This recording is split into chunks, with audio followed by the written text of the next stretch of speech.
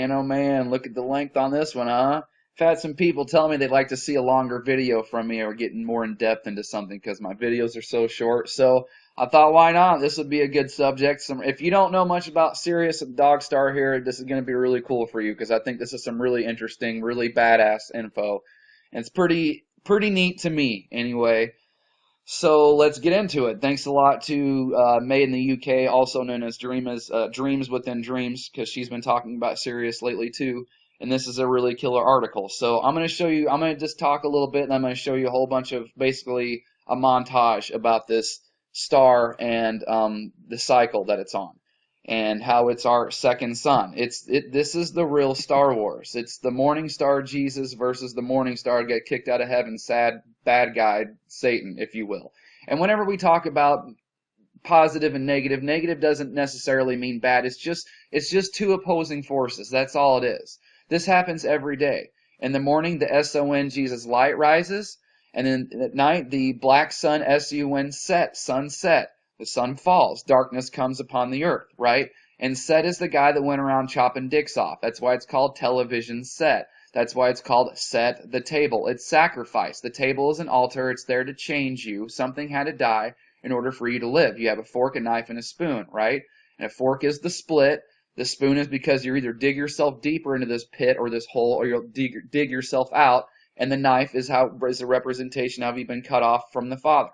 So this happens every day. This is the real Star Wars that takes place in the heavens every so amount of years. It's just one cycle. And this place is one big cycle. Like I said, to say it again, it's a circle, which is a good thing. I mean, in one way, and depending on how you look at it, but it's a good thing because that way, when we go round and round again, you pick something up that you missed the first time around.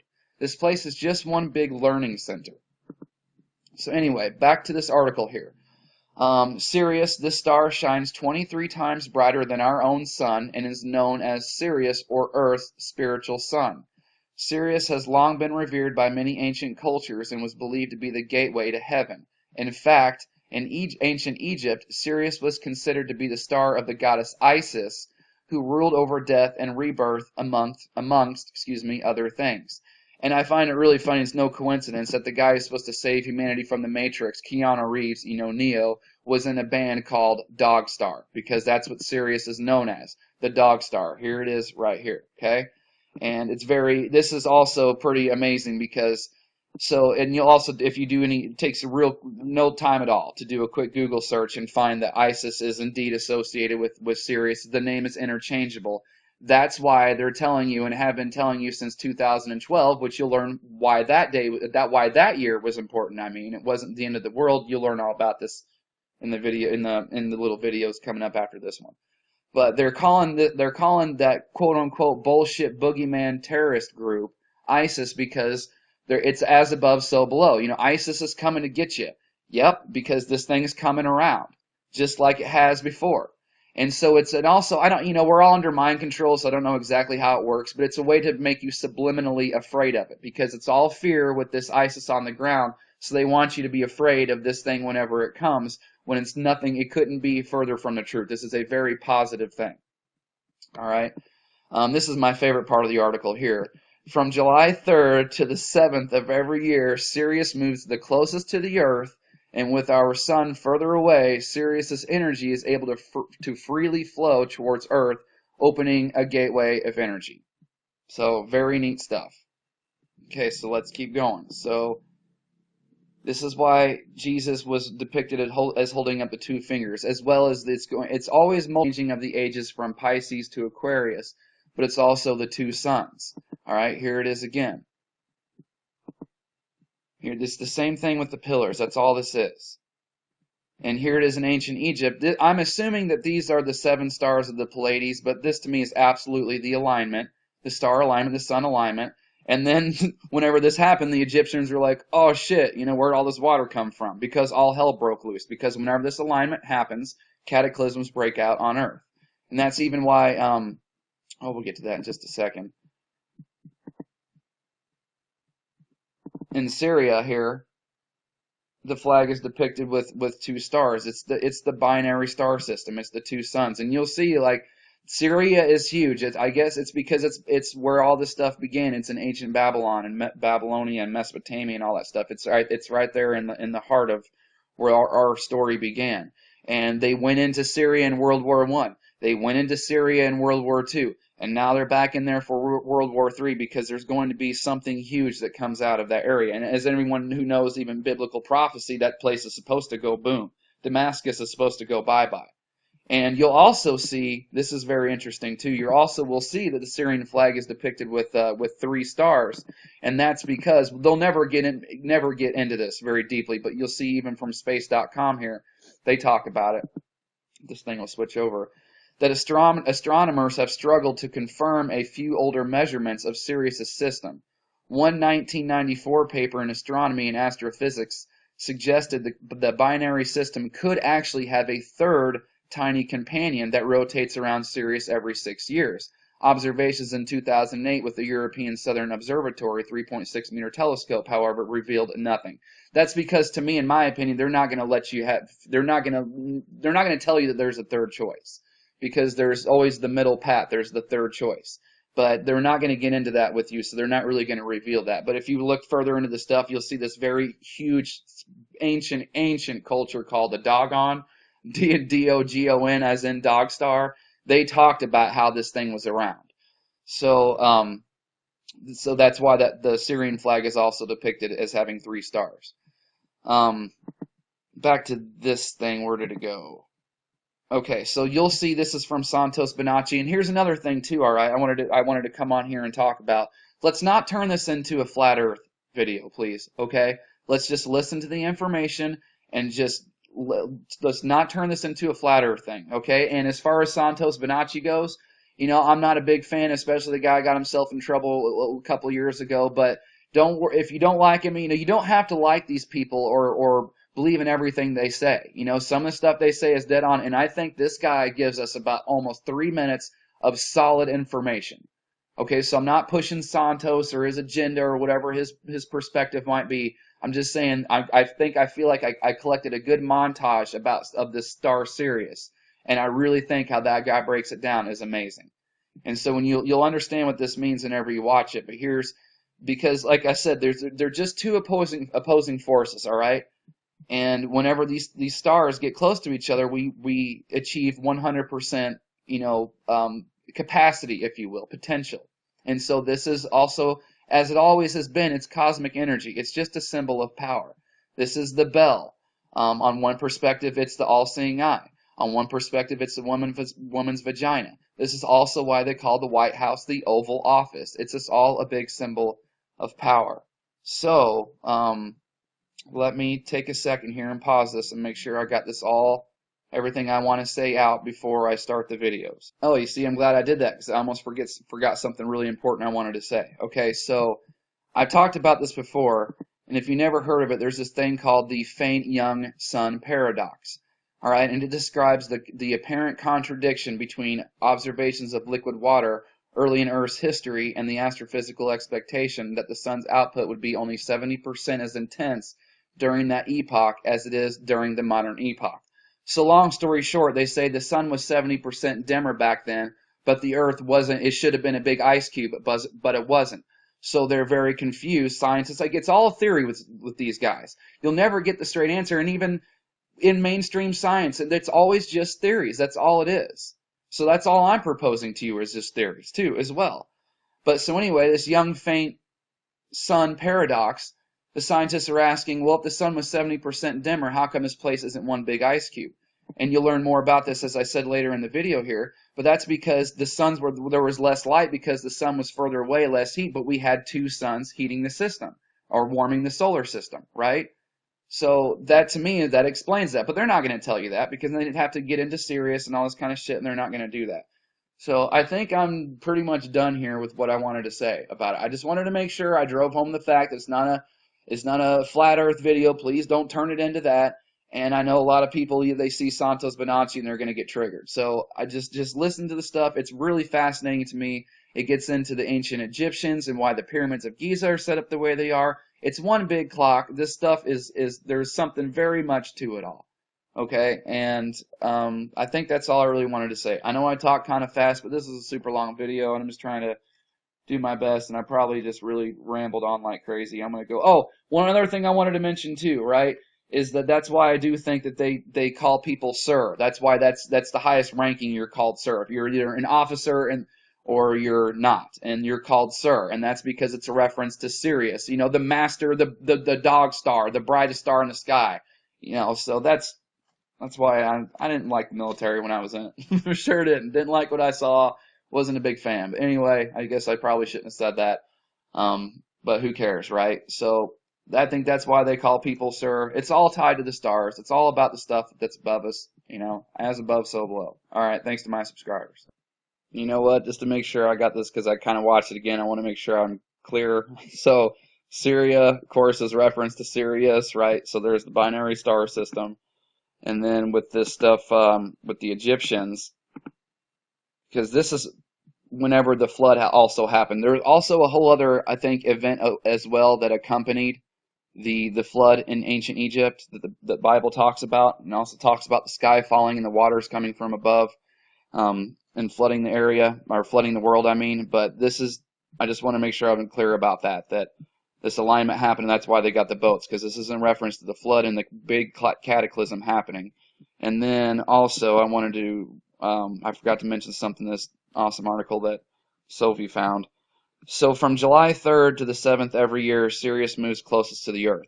Now, if you'll go back and just do a Google search for yourself, the news headlines, you'll see since they started and since they created and started talking about ISIS, they say every 4th of July. Every 4th of July, you know, ISIS is coming for you. Yep, because it's going to be the closest to the Earth in that time. So they say that all the time. And also, this was another way for them to bury the information. Because when you type in ISIS, now I think even Queen Bee Knightley talked about this several years ago, made a video about this. How it's just another way to cover up ISIS, because you'll have to dig through thousands of results about some bullshit terrorist group before you find anything, unless you actually type in ancient Egypt ISIS. Other than that, you type in ISIS and don't really know what you're after, you're going to find nothing but this terrorist group. So it's also a way of controlling information and just keeping everybody stuck in the duality system. You know, that's what it is. So now I'm pretty sure I've got it all handled.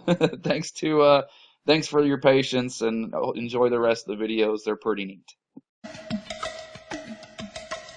The star Sirius is the brightest star in the night sky. Astronomers have calculated its distance from us at being 8.5 light years. It was noted only in very recent times, thanks to modern telescopes, that Sirius moves together with another star, much smaller than itself and invisible to the naked eye. Scientists call this two-star system Sirius A and Sirius B.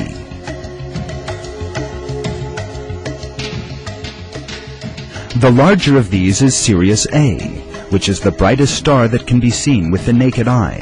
Its mass is 3 times that of the Sun, and it is 10 times brighter than it. Sirius B, on the other hand, is a white dwarf star. It cannot be seen with the naked eye. It possesses approximately the same mass as the Sun, although since its diameter is only 4 times that of the Earth, it is very much more dense.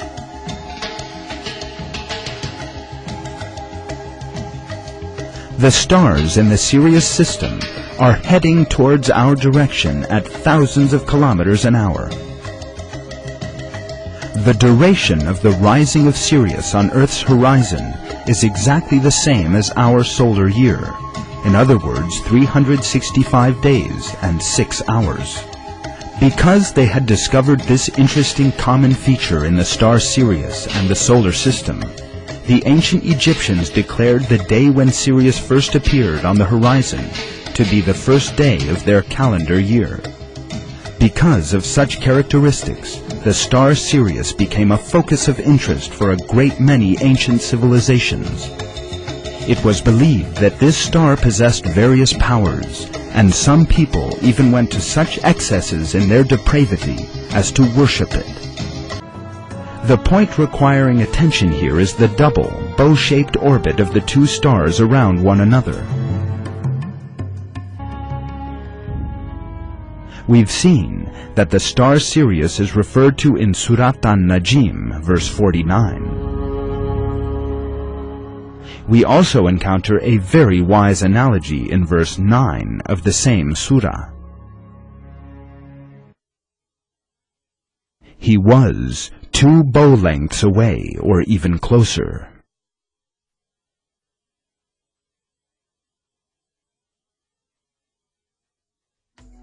As we have seen this far, the star Sirius is referred to in verse 49 of the surah, and verse 9 of the same surah contains the expression 2 bow lengths to refer to the 2 stars' orbits. When we combine the numbers of these 2 verses, in other words 49 and 9, we obtain the number 49.9, the duration in years of these stars' orbits. Here we are faced with a mathematical miracle of the Quran. Given the technological means available 1400 years ago, it was of course impossible for people living then to know that the star Sirius, one of which is too small to be seen with the naked eye, was actually a 2-star system, that both these stars' orbits were in the form of a bow, and that those orbits lasted for 49.9 years. Scientists only came by that information towards the end of the 20th century. This frame is at work. We believe that our sun moves in space with our entire solar system, that the axis of our Earth remains aligned to a point in space where that is fixed in respect to the equinoxes, it's fixed in respect to all the solstices, so that basically our entire system moves around a point in space. And this point in space, we believe, is a star. A partner star to our own sun? Some say the binary model confirms all of our celestial observations without the need for excessive torque or epicycle-type explanations. While the concept of a second sun challenges our present understanding of the solar system, it is hardly a new idea. Some of the earliest astronomical records refer to the existence of dual suns. In fact, Mithraic beliefs were based on this concept. There's one sun which is part of the planetary system, and there's one sun outside the solar system. And this allows Mithras to both be the sun, Mithras Sol Invictus, Mithras the unconquerable sun, and also seem to be operating for the sun, or on behalf of the sun. The yogis of ancient India accepted the binary model as a matter of fact.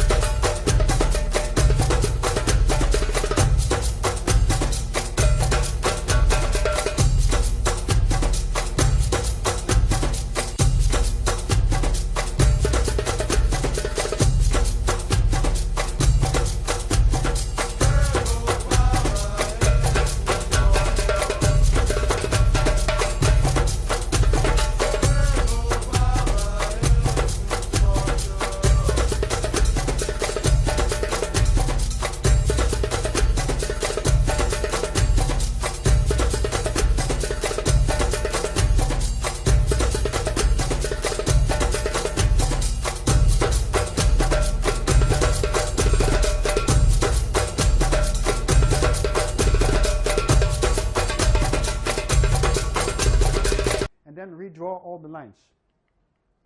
When we draw a line from this corner to the bottom of the Sphinx, it goes straight to the middle of the lowest, bigger pyramid.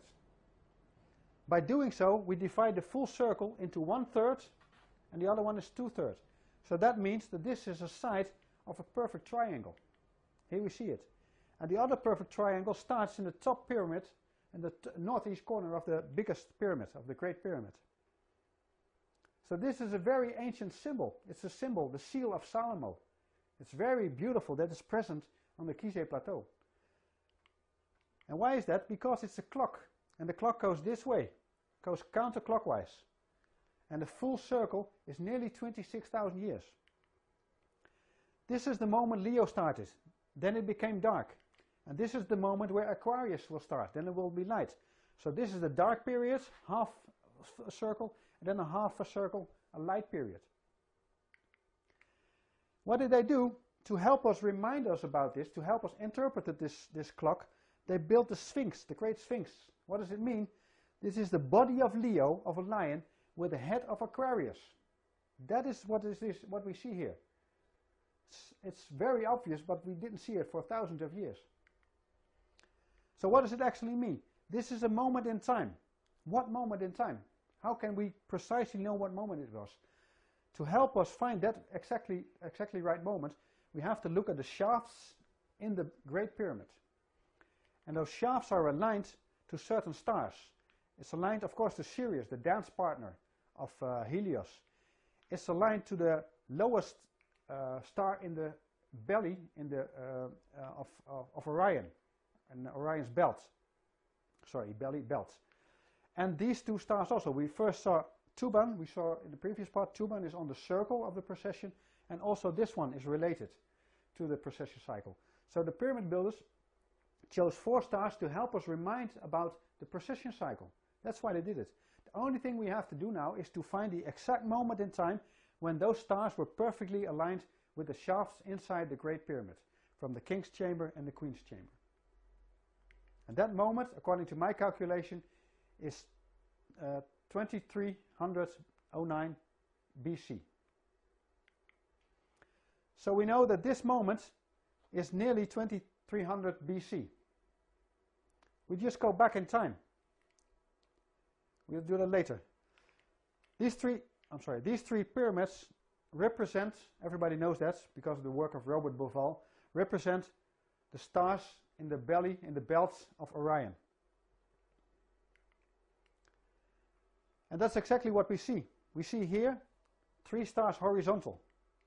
Yeah, they are horizontal here. What does that mean? That means that the stars of Orion in the belly, in the belt, were rising horizontally. And that was around 11,000 BC. Yeah, we saw them nearly all the same time rising above the horizon. So when we go back 2 times this period, 4,320 years, then we come here. 10,949 BC. That was the moment here. That is when Leo started. So that means that after a period, we are now here. After nearly 13,000 years. This is what we should see now. And that is true. When we take a picture of Orion rising, we see this formation. First one, this rises, then the second one, then, and then the third one. So that means that this is the current time.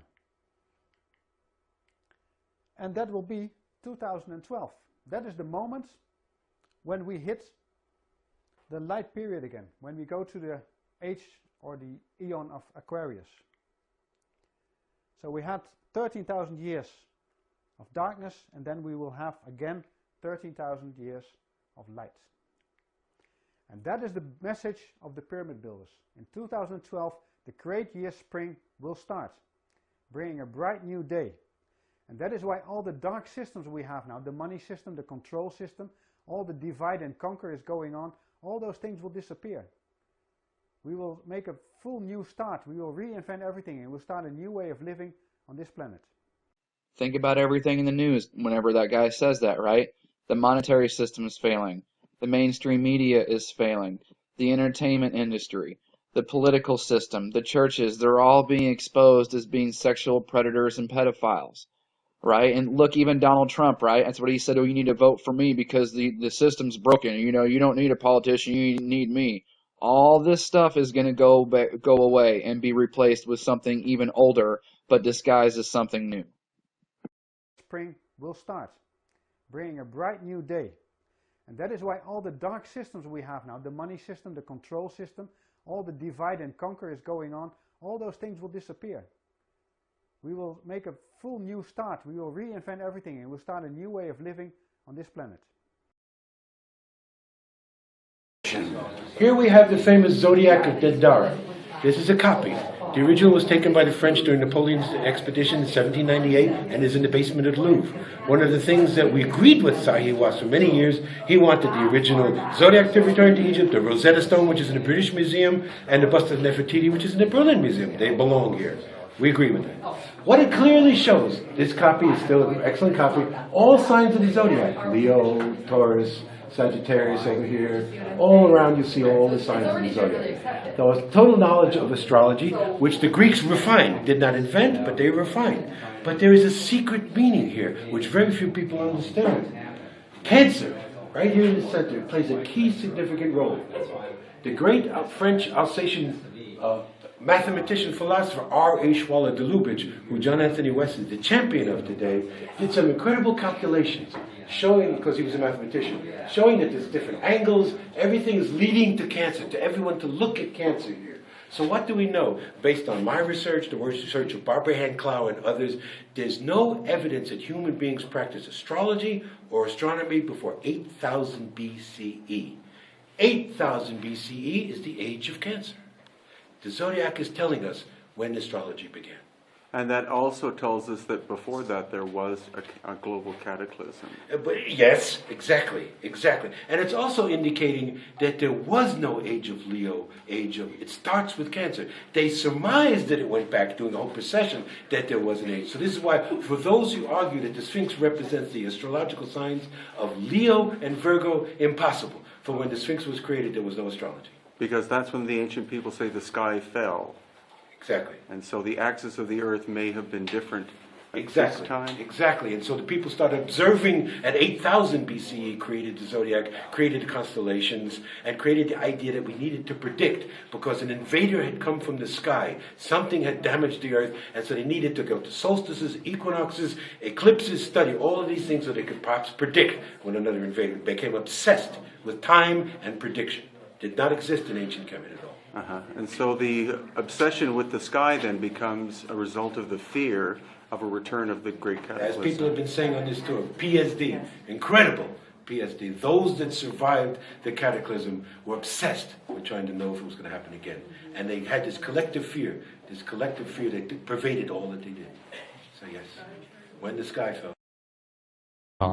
If we have a good look at our solar system and how it works, for instance, the moon goes around the Earth in turn is rotating and orbiting the Sun.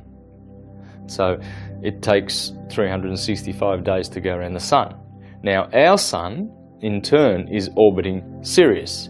Sirius being the brightest star in the sky and in the sector of Cancer, right near Gemini. And in the sector of Cancer. But there is a secret meaning here, which very few people understand. Cancer, right here in the center, plays a key significant role. The champion of today did some incredible calculations, showing, because he was a mathematician, showing that there's different angles, everything is leading to Cancer, to everyone to look at Cancer here. Orbiting Sirius. Sirius being the brightest star in the sky, and in the sector of Cancer, right near Gemini. It is in a binary with our star. And every 24,000 years we go around each other in a clockwise motion.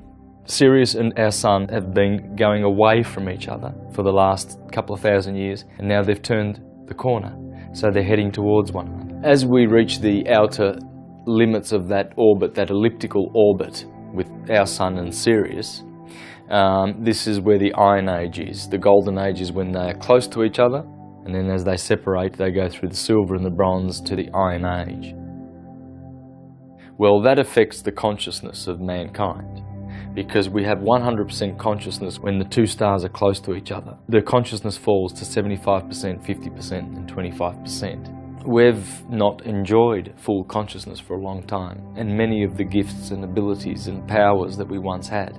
As we have turned the corner in the great orbit of our two suns, Sirius and our sun, as we have turned the corner and they are hurtling towards each other now, we have turned the corner from the Dark Ages.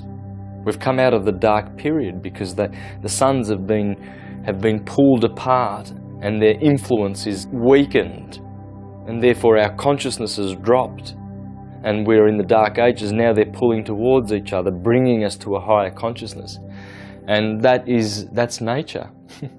Nature brings us, ascends, helps us, and carries us through the ascension process. So it's all loving. Even though there's chaos and there's fear and anguish and chaotic events occurring around us in our world, even though that is happening, that's really just the remnants of the Dark Ages. So we've turned the corner. The two suns are hurtling towards each other at great speeds now, and that's the beautiful part of where we are. We've turned the corner. So we're really in just a great time in history to be living. It's just an amazing time. The great changes that we will see with our own eyes will just be stupendous. In the book of Daniel of the Bible, it says that in this time many will come to an accurate knowledge of the truth, and they will whiten their robes, and they will turn to the truth. But it also mentions that many will just go off into the darkness and continue on the path of darkness. But before that, in basically secret societies, such as, let's go to ancient Egypt. To the ancient Egyptians, the priest would tell the serfs, the guys that tilled the land, they would say, the sun is God, okay? And so they accepted that very low-level interpretation, all physical. That's not what the priest believed. What the priest believed, there was a second level. The priest believed that, no, the physical sun is not the supreme being. It's the spirit which flows through the physical sun that is the supreme deity. However, there was another level, and the priests didn't even know it. It's those that were involved and elevated to if I would have told you this 15 years ago, I might have gotten shot. But this is now, I'm so glad now that it's as easy to talk about. The third level, which is a higher level of understanding, said, nope, it's not, that's not the sun. The sun is not the supreme deity. Nope, yes, spiritual energies come through the sun. That's not what we're talking about. What we're talking about is the star Sirius. The dog star, because the dog star was everything to the ancient Egyptians.